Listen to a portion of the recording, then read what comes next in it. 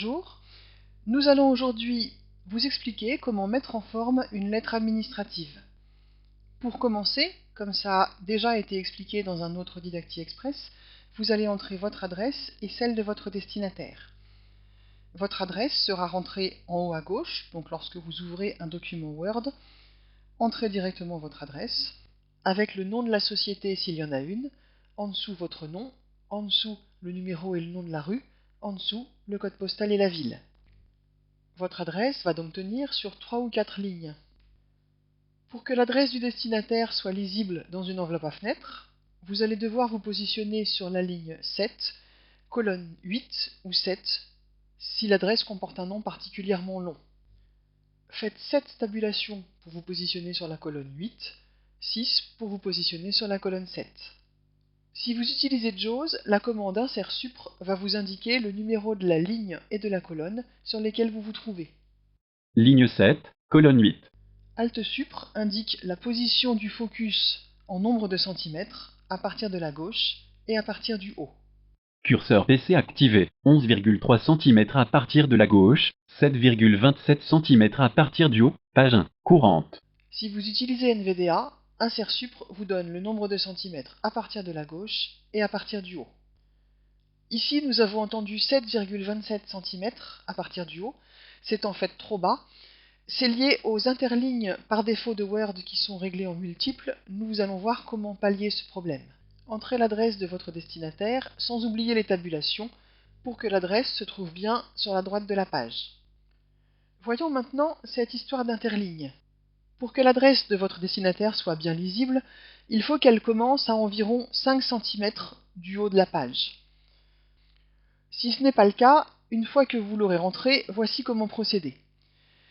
Placez-vous en haut de votre document et sélectionnez les deux adresses, la vôtre et celle de votre destinataire, en faisant majuscule flèche bas autant de fois qu'il le faut pour arriver à la fin de l'adresse du destinataire. Ouvrez ensuite le menu contextuel, soit avec la touche menu contextuel, soit avec majuscule F10, et descendez jusqu'à paragraphe. Paragraphe ... A. Validez et tabulez jusqu'à Après, zone de liste déroulante et d'édition. 8 pt. Utilisez la flèche bas pour descendre jusqu'à 0, 0 pt. puis tabulez jusqu'à interligne, qui est à multiples. Utilisez cette fois la flèche haut jusqu'à entendre simple. Exactement. Au moins, double. 1, simple. Validez, tabulez jusqu'à OK et validez. La partie contenant vos adresses est maintenant passée en interligne simple, ce qui prend moins de place. Pour vérifier que l'adresse du destinataire est au bon endroit, placez-vous sur le premier caractère du nom du destinataire et par Alt supr avec JAWS ou Insert supr avec NVDA, vérifiez que vous vous trouvez bien à environ 5 cm du haut de la page. 11,3 cm à partir de la gauche, 5,33 cm à partir du haut. Page 1. Placez-vous ensuite à la fin de votre fichier, sautez 2 lignes, et on va pouvoir entrer la ville suivie de la date. On va donc écrire, par exemple, Bordeaux, virgule, le 22/01/2022. Cette date doit se trouver tout à droite de la feuille. Une fois qu'elle est rentrée, on va l'aligner à droite en utilisant le raccourci CTRL majuscule D comme droite. Faites Entrée et pour ne pas que le texte qu'on va écrire ensuite soit également aligné à droite, on va repasser en alignement à gauche par le raccourci CTRL majuscule G. Passez encore 2 lignes, puis rentrez l'objet, donc on va écrire objet l'objet du courrier. On passe encore 2 ou 3 lignes et on peut commencer sa lettre. Donc ça commence avec Madame, virgule, ou Monsieur, virgule, à la ligne, le contenu de la lettre, puis sur un nouveau paragraphe, la formule de politesse, et enfin la signature, avant laquelle vous allez passer également 2 ou 3 lignes.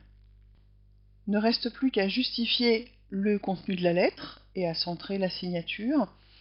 Le plus simple, c'est de faire CTRL A, donc de sélectionner l'ensemble de la lettre, d'utiliser le raccourci CTRL J pour justifier. Puis pour centrer la signature, on va défaire la sélection en utilisant la flèche droite, ce qui nous place juste à la fin de la signature. Utilisez la commande majuscule et la touche début origine pour sélectionner la signature, puis utilisez le raccourci CTRL-E pour centrer. Et votre lettre est prête. N'oubliez pas cependant d'enlever la sélection de votre signature en utilisant une flèche pour ne pas la supprimer par mégarde. Cet épisode a été conçu et réalisé par Caroline. DidactiWeb, les formations adaptées aux déficients visuels.